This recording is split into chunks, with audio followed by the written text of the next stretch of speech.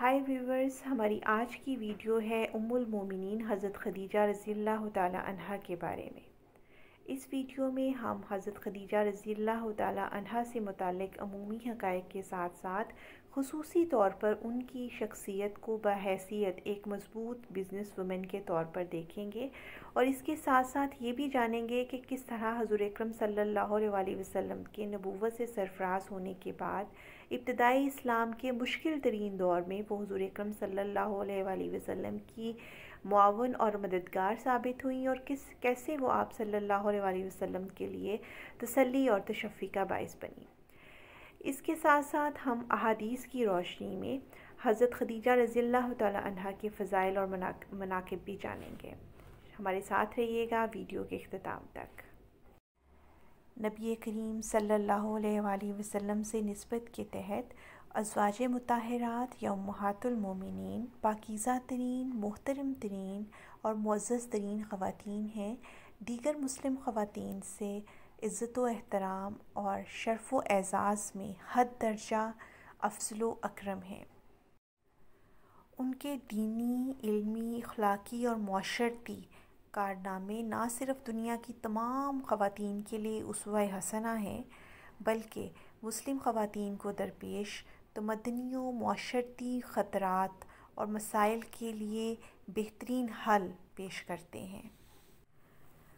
آئیے پھر جانتے ہیں اسلام کی پہلی خاتون اول اور پہلی ام المومنین حضرت خدیجہ رضی اللہ تعالی عنہا کے بارے میں۔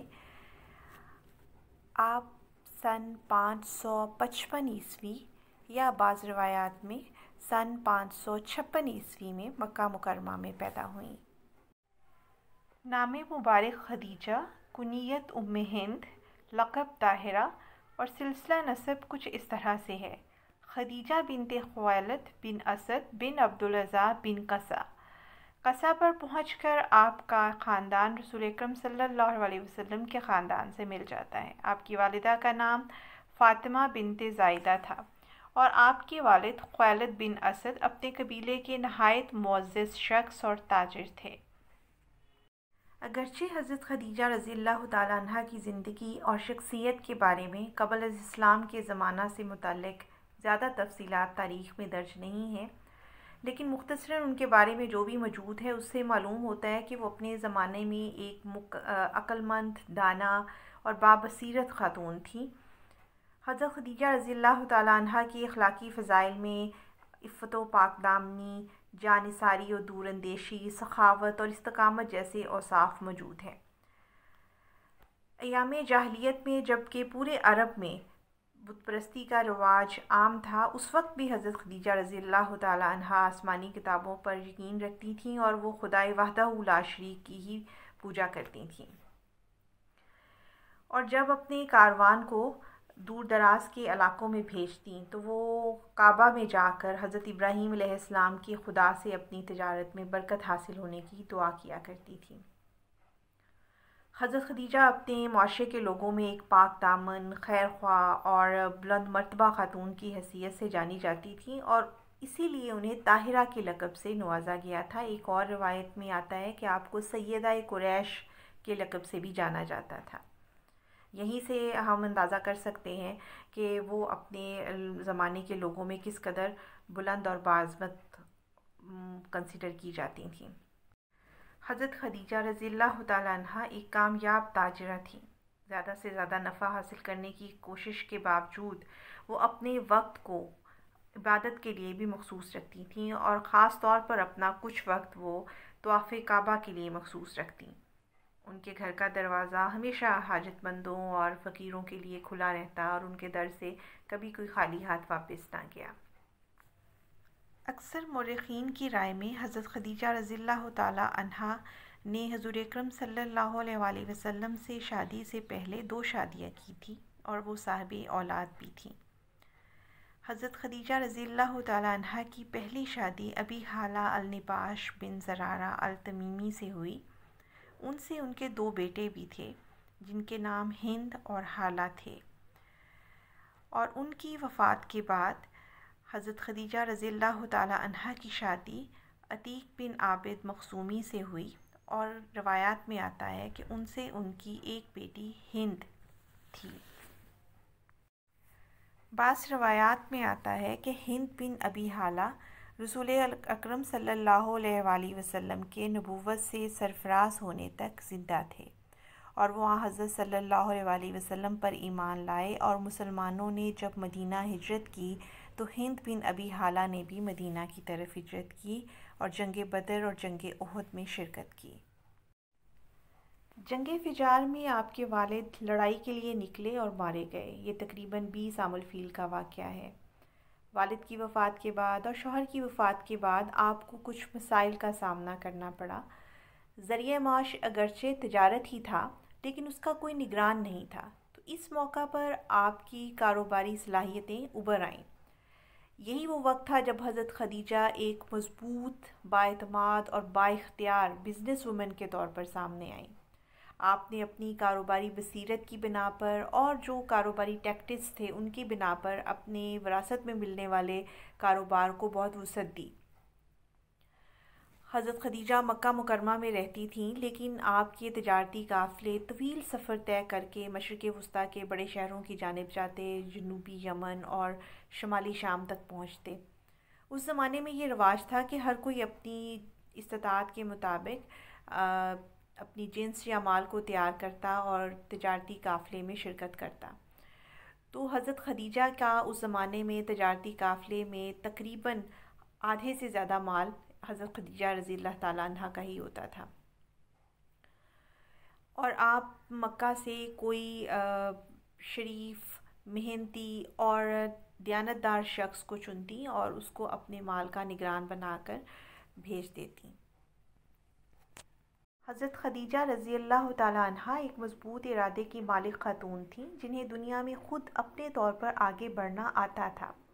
اگرچہ آپ کے چچا وغیرہ موجود تھے، لیکن اس کے باوجود کاروباری معاملات میں آپ اپنے فیصلے خود لیتیں جو درست ثابت ہوتے، جس کی بنا پر آپ کی تجارت و دولت میں بہت اضافہ ہوا۔ جب حضور اکرم صلی اللہ علیہ وآلہ وسلم تقریباً 25 سال کے ہوئے تو تمام عرب کو ایک سخت خشک سالی نے آ لیا۔ وہ حضرات جن کی روزی کا انحصار مویشی پالنے یا زراعت پر تھا، بہت مشکلات کا شکار ہوئے۔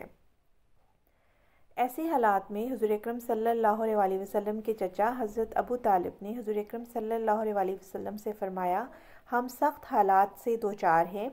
ایک تجارتی قافلہ شام کی طرف مال لے کر جا رہا ہے، جس میں ہماری رشتہ دار خاتون خدیجہ بنت خویلد کا مال بھی ہے۔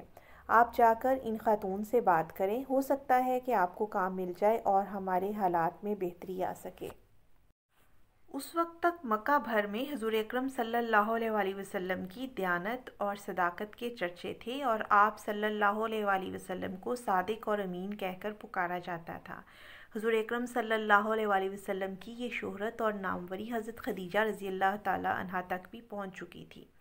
اس کے علاوہ حضرت خدیجہ رضی اللہ تعالیٰ عنہ کو حضرت ابو طالب کے مالی حالات کا بھی کچھ اندازہ تھا، اور پھر جب ان کو حضرت ابو طالب کی حضور اکرم صلی اللہ علیہ وآلہ وسلم سے گفتگو کے بارے میں پتہ چلا کہ وہ حضور اکرم صلی اللہ علیہ وآلہ وسلم کو حضرت خدیجہ کے پاس بھیجنا چاہتے ہیں، تو حضرت خدیجہ رضی اللہ تعالیٰ عنہ نے خود ہی حضور اکرم صلی اللہ علیہ وآلہ وسلم کو پیغام بھیجا کہ آپ صلی اللہ علیہ وآلہ وسلم حضرت خدیجہ کا مال تجارت لے کر شام جائیں، اور وہ جو معاوضہ دوسروں کو دیتی ہیں اس سے 2 گنا معاوضہ آپ صلی اللہ علیہ وآلہ وسلم کو دیں گی۔ اور اس کی وجہ یہی تھی کہ حضور اکرم صلی اللہ علیہ وآلہ وسلم ایک دیانتدار اور راست گو انسان تھے، اور یہ بات حضرت خدیجہ رضی اللہ تعالیٰ عنہ اچھی طرح سے جانتی تھیں۔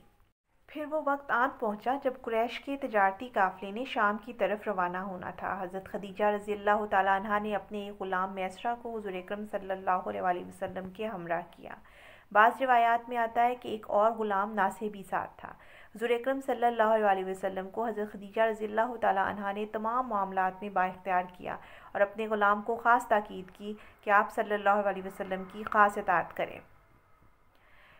یہ تجارتی قافلہ شام کی طرف روانہ ہوا۔ راستے میں الانواع بیابان کے قریب جب یہ پہنچا تو بہت سخت قسم کے طوفان نے قافلے کو آن گھیرا۔ حضور اکرم صلی اللہ علیہ وسلم نے قافلے کے سربراہ سے فرمایا کہ آپ پہاڑی کی طرف چلیں تاکہ یہ سیلاب اور شدید بارش سے بچا جا سکے۔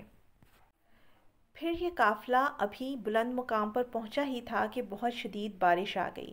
بارش اور سیلاب کی صورتحال پیدا ہو گئی۔ تقریباً 4 دن تک یہ قافلہ وہیں پر رکا رہا اور اس کے بعد جب حالات بہتر ہوئے تو پھر یہ صحیح سالم پورے کا پورا قافلہ اپنی منزل کی طرف رواں دواں ہو گیا۔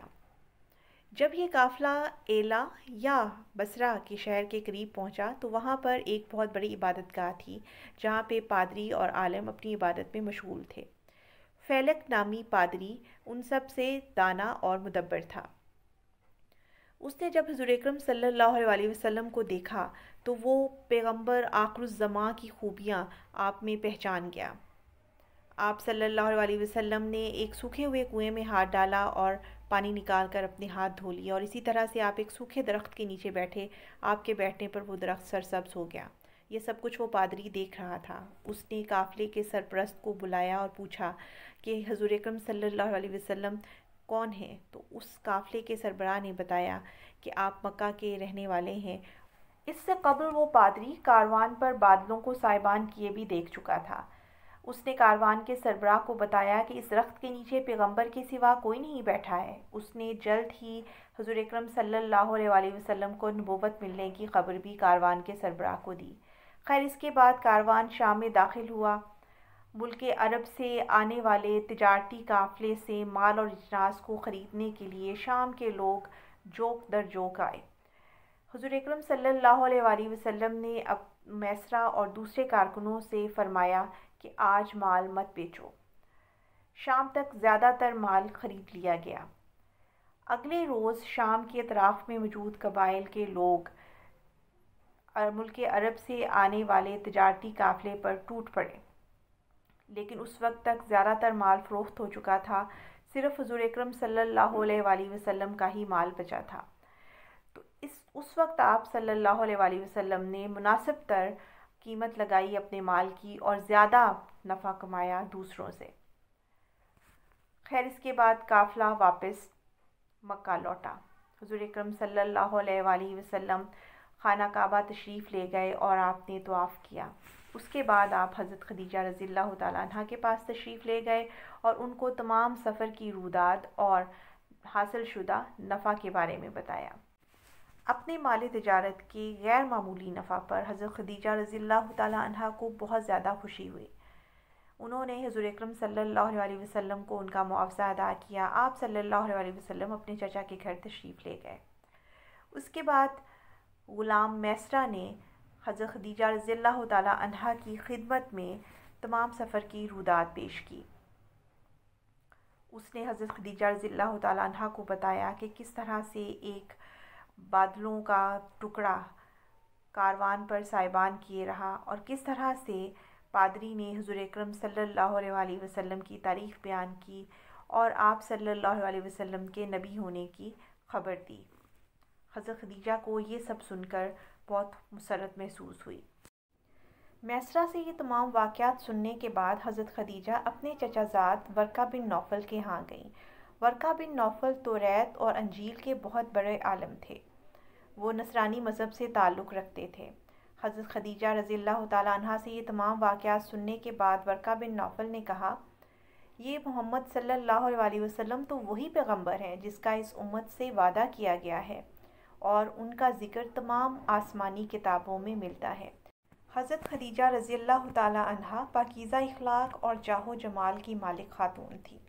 بہت سے مرد آپ سے شادی کی خواہش مند تھے، لیکن حضرت خدیجہ رضی اللہ تعالیٰ عنہ کو حضور اکرم صلی اللہ علیہ وسلم کی صداقت و دیانت اور فہم و فراست نے بہت متاثر کیا تھا۔ عرب میں رواج تھا کہ مرد حضرات کی طرف سے شادی کا پیغام خواتین کو جاتا، لیکن حضرت خدیجہ رضی اللہ تعالیٰ عنہ ایک بااعتماد اور با اختیار خاتون تھیں۔ اگرچہ آپ کے والد وفات پا چکے تھے، لیکن آپ کے چچا ابھی زندہ تھے۔ اس کے باوجود آپ رضی اللہ تعالیٰ عنہ نے اپنی سہیلی حضرت نفیسہ کو حضور اکرم صلی اللہ علیہ وسلم کے پاس شادی کا پیغام لے جانے کو کہا۔ حضرت نفیسہ حضور اکرم صلی اللہ علیہ وسلم کے پاس گئیں اور آپ صلی اللہ علیہ وسلم کے حضور جا کر عرض کیا، کیا آپ ایک با کردار اور دولت مند خاتون سے شادی کے خواہش مند ہیں؟ آپ صلی اللہ علیہ وسلم نے پوچھا کون؟ تو انہوں نے کہا خدیجہ بنت خویلد۔ آپ صلی اللہ علیہ وسلم نے پیغام کو قبول کرنے کی حامی بھر لی اور اس کے بعد آپ اپنے چچا حضرت ابو طالب کے پاس گئے اور انہیں یہ تمام واقعہ بیان کیا۔ حضرت نفیسہ نے حضرت خدیجہ رضی اللہ تعالی عنہا کو جا کر حضور اکرم صلی اللہ علیہ وسلم کا جواب دیا۔ حضرت خدیجہ رضی اللہ تعالی عنہا نے اپنے چچا عمرو بن اسد کو یہ بات بتائی۔ دونوں خاندان کے بزرگوں کے درمیان معاملات طے پائے اور مقررہ تاریخ پر حضرت ابو طالب، حضرت حمزہ بن عبد المطلب اور خاندان کے دوسرے بزرگ حضرت خدیجہ کے مکان پر پہنچے۔ خطبہ نکاح کے بارے میں مختلف روایات موجود ہیں۔ ایک روایت میں آتا ہے کہ حضرت ابو طالب نے خطبہ نکاح پڑھایا۔ اسی طرح سے مہر کے بارے میں بھی مختلف روایات ہیں اور ایک روایت کے مطابق مہر کی رقم 12 اوقیہ تھی۔ اکرم صلی اللہ علیہ وآلہ وسلم اور حضرت خدیجہ رضی اللہ تعالی عنہا کے درمیان نکاح مبارکہ سے کچھ انتہائی سبق آموز اور قابل قدر باتیں سامنے آتی ہیں۔ جیسا کہ حضور اکرم صلی اللہ علیہ وآلہ وسلم اور حضرت خدیجہ رضی اللہ تعالی عنہا کے درمیان اقتصادی لحاظ سے کافی فرق پایا جاتا تھا۔ حضور اکرم صلی اللہ علیہ وآلہ وسلم کے مالی حالات اچھے نہ تھے، جبکہ حضرت خدیجہ رضی اللہ تعالی عنہا کا شمار مکہ کے مشہور تاجروں میں ہوتا تھا اور وہ کافی دولت مند خاتون تھیں۔ لیکن اس فرق نے بھی آپ صلی اللہ علیہ وسلم اور حضرت خدیجہ رضی اللہ تعالی عنہا کی ازدواجی زندگی پر کچھ فرق نہ ڈالا۔ اسی طرح سے حضور اکرم صلی اللہ علیہ وآلہ وسلم نکاح کے وقت 25 سال کے تھے، جبکہ حضرت خدیجہ رضی اللہ تعالی عنہا کی عمر 40 سال تھی۔ عمر کے اس 15 سال کے فرق نے بھی حضور اکرم صلی اللہ علیہ وسلم کے دل میں حضرت خدیجہ کی محبت کو کم نہ کیا اور اسی طرح سے ان کی زندگی خوش و خرم گزرتی رہی۔ حضور اکرم صلی اللہ علیہ وآلہ وسلم کی حضرت خدیجہ رضی اللہ تعالی عنہا سے محبت کا یہ عالم تھا کہ آپ صلی اللہ علیہ وآلہ وسلم نے حضرت خدیجہ رضی اللہ تعالی عنہا کی حیات مبارکہ میں دوسری شادی نہیں کی، جبکہ اس وقت عرب میں یہ عام رواج تھا کہ اکثر مرد ایک سے زیادہ شادیاں کرتے۔ حضور اکرم صلی اللہ علیہ وآلہ وسلم کی تمام اولاد سوائے حضرت ابراہیم بن محمد رضی اللہ تعالی عنہ کے حضرت خدیجہ رضی اللہ تعالی عنہا سے ہوئی۔ دوسری طرف حضرت خدیجہ رضی اللہ تعالی عنہا نے اپنی تمام دولت حضور اکرم صلی اللہ علیہ وسلم کو ہدیہ کے طور پر پیش کر دی تاکہ آپ اس کو اسلام کی ترویج اور ترقی کے لیے استعمال کر سکیں۔ نکاح مبارکہ سے 15 سال کے بعد حضور اکرم صلی اللہ علیہ وآلہ وسلم نبوت سے سرفراز ہوئے۔ صحیح بخاری میں پہلی وحی کا واقعہ تفصیل کے ساتھ درج ہے۔ حضرت عائشہ رضی اللہ تعالی عنہا فرماتی ہیں رسول اللہ صلی اللہ علیہ وسلم پر وحی کی ابتدا سچے خواب آنے سے ہوئی تھی۔ آپ جو کچھ خواب میں دیکھتے صبح کو ویسے ہی ہو جاتا۔ اس کے بعد حضور اکرم صلی اللہ علیہ وسلم تنہائی پسند ہو گئے، کھانے پینے کا سامان لے کر غار حرا تشریف لے جاتے اور وہاں عبادت کرتے رہتے۔ جب سامان ختم ہو جاتا تو پھر حضرت خدیجہ رضی اللہ تعالیٰ عنہ کے پاس تشریف لاتے، سامان لے جا کر دوبارہ سے وہی مراقبے میں مصروف ہو جاتے، یہاں تک کہ ایک دن فرشتہ غیب نظر آیا اور اس نے آپ سے کہا پڑھ۔ آپ صلی اللہ علیہ وسلم نے فرمایا میں پڑھا لکھا نہیں۔ تو اس نے آپ کو زور سے دبایا اور چھوڑ دیا اور کہا پڑھ۔ تو حضور اکرم صلی اللہ علیہ وسلم نے فرمایا میں پڑھا لکھا نہیں۔ اس نے دوبارہ زور سے دبایا اور چھوڑ دیا اور کہا کہ پڑھ۔ آپ نے پھر فرمایا میں پڑھا لکھا نہیں۔ اس نے تیسری دفعہ دبا کر آپ کو چھوڑ کر کہا پڑھ اس اللہ کے نام سے جس نے کائنات کو پیدا کیا، جس نے آدمی کو گوشت کے لوتھڑے سے پیدا کیا، پڑھ تیرا اللہ کریم ہے۔ حضور اکرم صلی اللہ علیہ وسلم اس واقعے کے بعد گھر تشریف لائے تو آپ کانپ رہے تھے اور حضرت خدیجہ رضی اللہ تعالی عنہا کو آپ صلی اللہ علیہ وسلم نے فرمایا مجھے کپڑا اڑا دو۔ حضرت خدیجہ رضی اللہ تعالی عنہا نے کپڑا اڑایا آپ کو۔ کچھ دیر کے بعد آپ کی ہیبت کم ہوئی تو آپ نے حضرت خدیجہ رضی اللہ تعالی عنہا سے تمام واقعہ بیان کیا اور کہا کہ مجھے ڈر ہے۔ حضرت خدیجہ رضی اللہ تعالی عنہا نے اس وقت ایک انتہائی اہم کردار ادا کیا، آپ کو تسلی اور تشفی دی اور آپ کا تمام خوف دور کیا اور آپ صلی اللہ علیہ وسلم سے عرض کی آپ پریشان نہ ہوں، اللہ آپ کا ساتھ نہ چھوڑے گا، کیونکہ آپ صلی اللہ علیہ وسلم صلہ رحمی کرتے ہیں، بے کسوں اور فقیروں کے معاون رہتے ہیں، مہمان نوازی کرتے ہیں اور مصائب میں حق کی حمایت کرتے ہیں۔ آپ کو حضرت خدیجہ رضی اللہ تعالی عنہا کے ان الفاظ سے بہت تسلی ہوئی اور سکون محسوس ہوا۔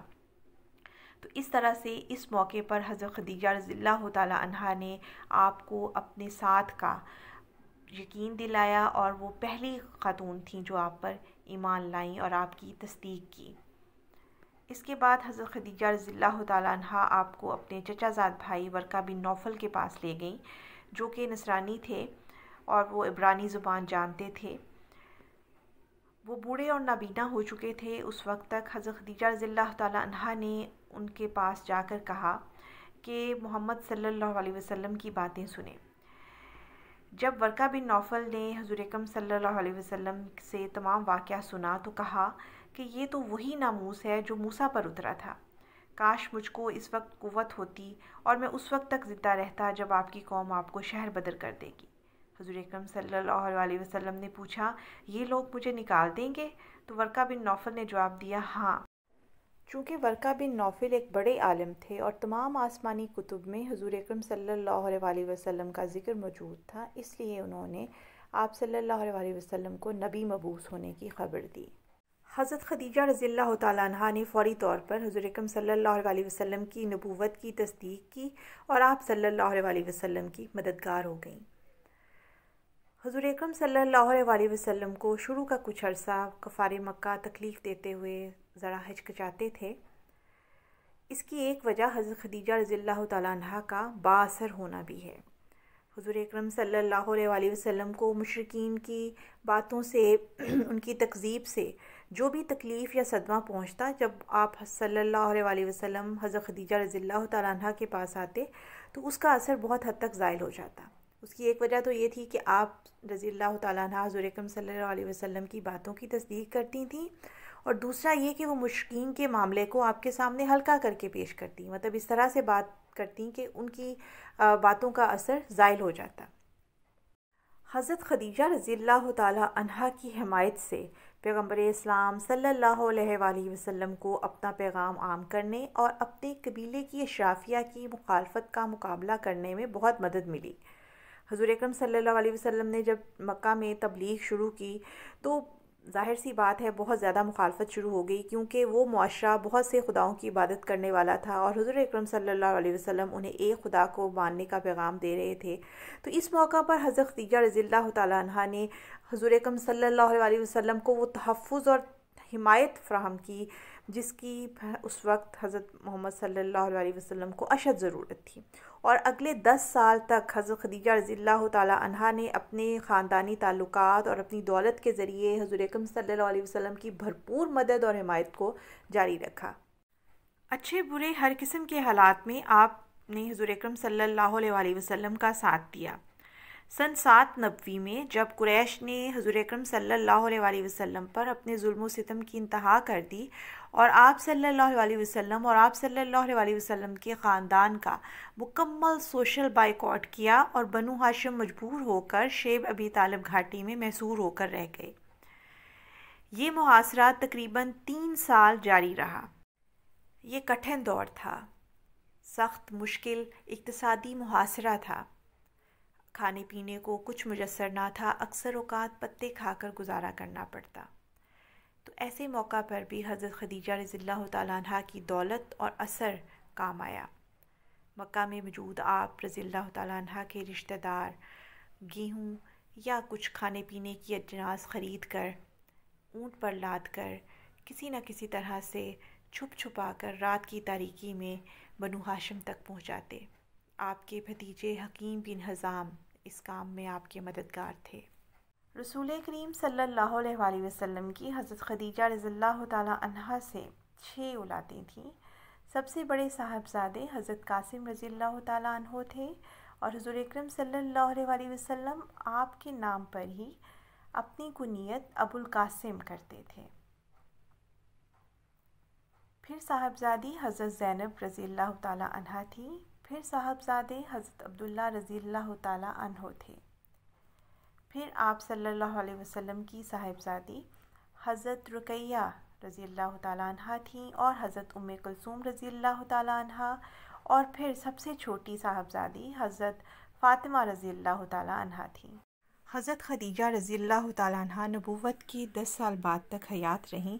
سن 619 عیسوی میں آپ رضی اللہ تعالیٰ عنہ بیمار ہوئیں اور ایک روایت کے مطابق 10 رمضان المبارک 10 نبوی میں آپ رضی اللہ تعالیٰ عنہ کا وصال ہوا۔ حضور اکرم صلی اللہ علیہ وآلہ وسلم نے اپنے دست مبارکہ سے آپ کو قبر میں اتار کر اللہ کے سپرد کیا۔ حضرت خدیجہ رضی اللہ تعالیٰ عنہا اور رسول اکرم صلی اللہ علیہ وآلہ وسلم کی رفاقت 25 سال کی تھی۔ حضور اکرم صلی اللہ علیہ وآلہ وسلم کو آپ رضی اللہ تعالیٰ عنہ کے بچھڑنے کا بہت صدمہ تھا۔ اسی سال کچھ عرصہ پہلے حضرت ابو طالب کا انتقال ہوا تھا، جس کی بنا پر حضور اکرم صلی اللہ علیہ وآلہ وسلم بہت رنجیدہ تھے، اور اسی لیے آپ نے اس سال کو عام الحزن یعنی غم کا سال قرار دے دیا، کیونکہ آپ کی 2 انتہائی غم گسار اور مددگار ہستیاں دنیا سے رخصت ہو چکی تھیں۔ احادیث مبارکہ میں حضرت خدیجہ رضی اللہ تعالیٰ عنہ کے بہت سے فضائل اور مناقب بیان ہیں۔ حضور اکرم صلی اللہ علیہ وسلم کی حضرت خدیجہ سے محبت کا اندازہ اس بات سے لگایا جا سکتا ہے کہ آپ صلی اللہ علیہ وآلہ وسلم نے حضرت خدیجہ کی حیات مبارکہ میں کسی اور سے شادی نہ کی۔ حضرت خدیجہ رضی اللہ تعالیٰ عنہ کی وفات کے بعد گھر میں جب بھی کوئی جانور ذبح ہوتا تو حضور اکرم صلی اللہ علیہ وسلم ڈھونڈ ڈھونڈ کر حضرت خدیجہ کی سہیلیوں کے گھر گوشت بھجواتے۔ حضرت عائشہ صدیقہ رضی اللہ تعالیٰ عنہا فرماتی ہیں کہ میں حضور اکرم صلی اللہ علیہ وآلہ وسلم کی ازواج مطہرات میں سے کسی پر اتنا رشک نہیں کرتی جتنا حضرت خدیجہ رضی اللہ تعالیٰ عنہا پر، حالانکہ وہ میرے نکاح سے پہلے ہی وفات پا چکی تھیں، لیکن میں نے آپ صلی اللہ علیہ وآلہ وسلم کو ان کا ذکر فرماتے ہوئے سنا کہ اللہ تعالیٰ نے آپ صلی اللہ علیہ وآلہ وسلم کو حکم فرمایا کہ خدیجہ کو موتیوں کے محل کی بشارت دے دیجئے، اور جب آپ صلی اللہ علیہ وآلہ وسلم کوئی بکری ذبح فرماتے تو آپ صلی اللہ علیہ وآلہ وسلم ان کی سہیلیوں کو اتنا گوشت بھیجتے جو انہیں کفایت کر جاتا۔ یہ حدیث متفق علیہ ہے، یعنی حدیث صحیح بخاری اور صحیح مسلم دونوں میں موجود ہے۔ حضرت ابو ہریرہ رضی اللہ تعالیٰ عنہ بیان کرتے ہیں کہ حضور نبی اکرم صلی اللہ علیہ وآلہ وسلم کی بارگاہ میں حضرت جبرائیل علیہ السلام آ کر عرض گزار ہوئے، یا رسول اللہ، یہ خدیجہ ہیں جو ایک برتن لے کر آ رہی ہیں جس میں سالن یا کھانے پینے کی چیزیں ہیں۔ جب یہ آپ کے پاس آئیں تو انہیں ان کے رب کا اور میرا سلام کہیے، اور انہیں جنت میں موتیوں کے محل کی بشارت دے دیجئے جس میں نہ کوئی شور ہوگا اور نہ کوئی تکلیف ہوگی۔ یہ حدیث بھی متفق علیہ ہے۔ حضرت علی رضی اللہ تعالیٰ عنہ سے روایت ہے کہ حضور اکرم صلی اللہ علیہ وآلہ وسلم نے فرمایا، اپنے زمانے کی سب سے بہترین عورت مریم ہے، اور اسی طرح اپنے زمانے کی سب سے بہترین عورت خدیجہ ہے۔ یہ حدیث متفق علیہ ہے۔ حضرت عائشہ رضی اللہ تعالیٰ عنہا سے روایت ہے کہ حضرت خدیجہ رضی اللہ تعالیٰ عنہا کی بہن خالہ بنت خویلد نے رسول اللہ صلی اللہ علیہ وآلہ وسلم سے اندر آنے کی اجازت طلب کی تو آپ صلی اللہ علیہ وآلہ وسلم اسے حضرت خدیجہ رضی اللہ تعالیٰ عنہا کا اجازت طلب کرنا سمجھ کر کچھ لرزہ براندام ہو گئے، پھر فرمایا، خدایا یہ تو حالہ ہے۔ حضرت عائشہ رضی اللہ تعالیٰ عنہا فرماتی ہیں کہ مجھے رشک ہوا، بس میں عرض گزار ہوئی کہ آپ صلی اللہ علیہ وآلہ وسلم قریش کی ایک سرخ مسوروں والی بڑھیا کو اتنا یاد فرماتے رہتے ہیں جنہیں فوت ہوئے بھی ایک زمانہ بیت گیا ہے، کیا اللہ تعالیٰ نے آپ کو ان کا نعم البدل عطا نہیں فرما دیا ہے؟ حضرت عائشہ رضی اللہ تعالیٰ عنہ فرماتی ہیں کہ حضور اکرم صلی اللہ علیہ وآلہ وسلم حضرت خدیجہ رضی اللہ تعالیٰ عنہ کا بہت ذکر فرماتے تھے۔ ایک دن میں نے کہا کہ آپ حضرت خدیجہ کا ذکر ہی فرماتے رہتے ہیں، تو حضور اکرم صلی اللہ علیہ وسلم نے فرمایا، خدیجہ کی محبت مجھے عطا کی گئی ہے۔ اس حدیث کو امام مسلم نے روایت کیا ہے۔ حضرت انس رضی اللہ تعالیٰ عنہ روایت کرتے ہیں کہ نبی اکرم صلی اللہ علیہ وسلم نے فرمایا، تمہارے اتباع اور اقتداء کرنے کے لیے 4 عورتیں ہی کافی ہیں، مریم بنت عمران، خدیجہ بنت خویلد، فاطمہ بنت محمد اور فرعون کی بیوی آسیہ۔ اس حدیث کو امام ترمذی نے روایت کیا ہے اور وہ فرماتے ہیں کہ یہ حدیث صحیح ہے۔ حضرت عائشہ صدیقہ رضی اللہ تعالیٰ عنہا بیان کرتی ہیں کہ جب مکہ مکرمہ والوں نے اپنے قیدیوں کا فدیہ بھیجا تو حضرت زینب بنت رسول اللہ صلی اللہ علیہ وآلہ وسلم نے بھی ابو العاص کے فدیہ میں مال بھیجا، جس میں حضرت خدیجہ رضی اللہ تعالیٰ عنہا کا وہ ہار بھی تھا جو انہیں حضرت خدیجہ رضی اللہ تعالیٰ عنہا کی طرف سے جہیز میں ملا تھا جب ابو العاص سے ان کی شادی ہوئی تھی۔ جب رسول اللہ صلی اللہ علیہ وسلم نے اسے دیکھا تو آپ کا دل بھر آیا اور رقت طاری ہو گئی۔ آپ صلی اللہ علیہ وسلم نے فرمایا، اگر تم مناسب سمجھو تو اس حضرت زینب کے قیدی کو چھوڑ دیا جائے اور اس کا مال اسے واپس دے دیا جائے۔ لوگوں نے اس بات میں جواب دیا، رسول اللہ صلی اللہ علیہ وسلم نے ابو العاص سے عہد و پیمان لیا کہ زینب کو آنے سے نہیں روکے گا۔ چنانچہ رسول اللہ صلی اللہ علیہ وسلم نے حضرت زید بن حارثہ اور ایک انصاری کو بھیجا تاکہ وہ اس مقام پر جائیں جہاں پر حضرت زینب رضی اللہ تعالیٰ عنہا ان کے پاس آ سکیں اور وہ انہیں اپنے ساتھ لے کر یہاں آ پہنچیں۔ اس حدیث کو امام ابو داؤد اور احمد نے روایت کیا ہے۔ حضرت عبداللہ بن عباس رضی اللہ تعالیٰ عنہ فرماتے ہیں کہ ایک دفعہ رسول اکرم صلی اللہ علیہ وسلم نے زمین پر 4 خطوط کھینچے اور دریافت فرمایا، کیا تم جانتے ہو کہ یہ کیا ہے؟ صحابہ اکرام رضی اللہ تعالیٰ عنہم نے عرض کیا، اللہ اور اس کے رسول بہتر جانتے ہیں۔ آپ صلی اللہ علیہ وسلم نے فرمایا کہ یہ جنت کی بہترین عورتیں ہیں، جو کہ حضرت خدیجہ بنت خویلد، حضرت فاطمہ بنت محمد، آسیہ بنت مزاحم جو کہ فرعون کی بیوی ہے، اور حضرت مریم بنت عمران ہیں۔ اس حدیث کو امام احمد، امام ابن حبان اور امام حاکم نے روایت کیا ہے، اور امام حاکم نے فرمایا ہے کہ اس حدیث کی سند صحیح ہے۔ اس کے ساتھ ہی ویڈیو اپنے اختتام کو پہنچی۔ امید ہے کہ آپ ویڈیو کو پسند کریں گے، شیئر کریں گے اور چینل کو سبسکرائب کریں گے۔